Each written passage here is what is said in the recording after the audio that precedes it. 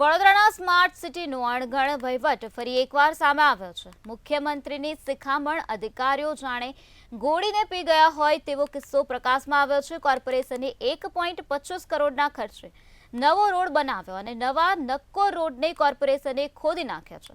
Hospital સંચાલકને ફાયદો પહોંચાડવા માટે કોર્પોરેશનના બીજા વિભાગની મંજૂરી વગર વરસાદી ગટર માટે રસ્તો ખોદી નાખવામાં આવ્યો છે।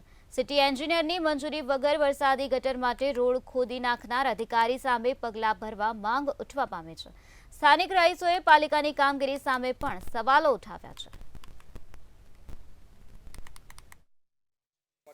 અમે આ રોડ માટે 3 વર્ષથી ખાલી ખાડા પૂરવા માટે કહેવામાં આવતું હતું। કેટલી વાર રજૂઆત કરી છે, કોર્પોરેટર બી કહ્યું હતું, કેટલી છતાં કે ના તમારો રોડ પણ એમ કરી અમને 3 વર્ષ લટકાવી દીધા।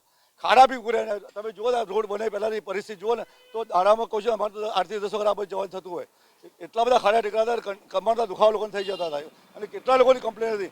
ખાડા બી પૂરવા નહોતા અને અમે આ રોડ બન્યા પછી જો તોડવામાં આવતો તો ખરેખર બહુ ખોટું થયું છે। વહીવટની મોટી ખામી છે આ, અથવા તો કોઈ જોવા નથી આવતું। ટોપ લેવલના અધિકારી જેના અંડરમાં જવાબદારી આવતી હોય એ લોકો જોવા નથી આવતા।